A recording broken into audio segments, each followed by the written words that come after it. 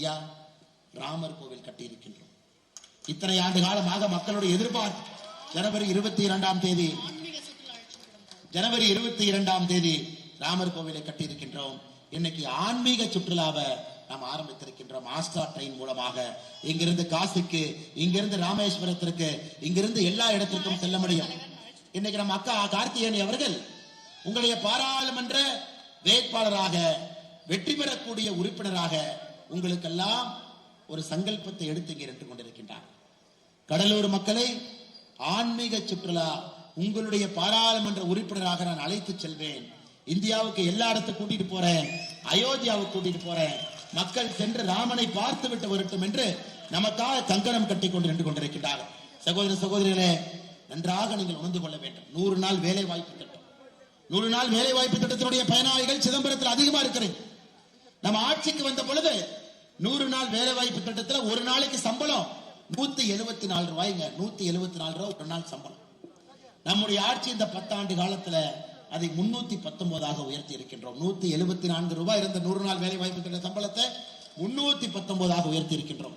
ஆனா இங்க இருக்கக்கூடிய திமுக தன்னுடைய தேர்தல் வாக்குறுதியில் சொல்லி இருந்தார்கள், நாங்க ஆட்சிக்கு வந்தா 100 நாள் வேலை வாய்ப்பு திட்டத்தை 100 நாள்ல இருந்து 150 நாட்களாக உயர்த்தி விடுவோம் என்று சொன்னார். அதையும் செய்யும்.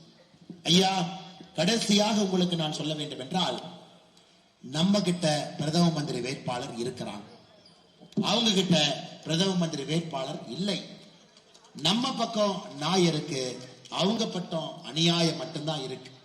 இன்னைக்கு திருமாவளவன் அவர்களை சிதம்பரம் பாராளுமன்ற தொகுதியில அவர் இந்திய அரசியல்ல ஒரு காமெடியனாக இருந்து கொண்டிருக்கின்றார்கள். இந்திய அரசியல்ல ஒரு காமெடியன் என்றால் திருமாவளவன் அவர்கள் 3 வார்த்தையை திரும்ப திரும்ப பேசுறார்.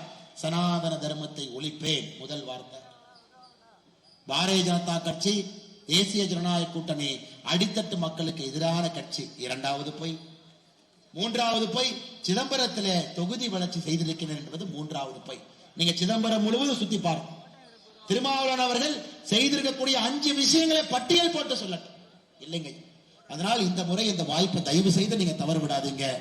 படித்த சகோதரி பெண் வேட்பாளர் உங்களிடம் நின்று கொண்டிருக்கின்றார்கள்.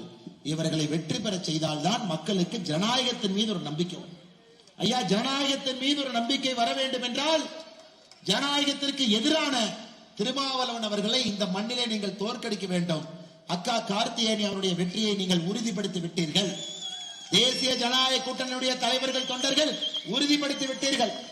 அதனால நம்ம கட்சியிலிருந்து இன்னைக்கு இவங்க போனாங்க, அவங்க போனாங்க, அதெல்லாம் கண்டுக்காது.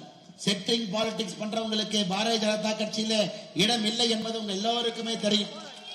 வேட்பாளராக வந்து இங்க செட்டிங் பாலிடிக்ஸ் வர்றவங்கள வேட்பாளர் இல்லைங்க. நேர்மையா களத்திலே தைரியமாக நின்று யார் வெற்றி கணையை பறித்துக் கொண்டு வருகின்றார்களோ அவர்களுக்கு மட்டும்தான் பாரத பிரதமர் நரேந்திர மோடி அவர்கள் தேசிய ஜனநாயக கூட்டணி சார்பாக சிதம்பரத்தில் நிறுத்தி இருக்கின்றார். அதனால் உங்களுடைய கடமை அடுத்த 20 நாட்கள் நீங்க களத்தில் இருக்கணும்.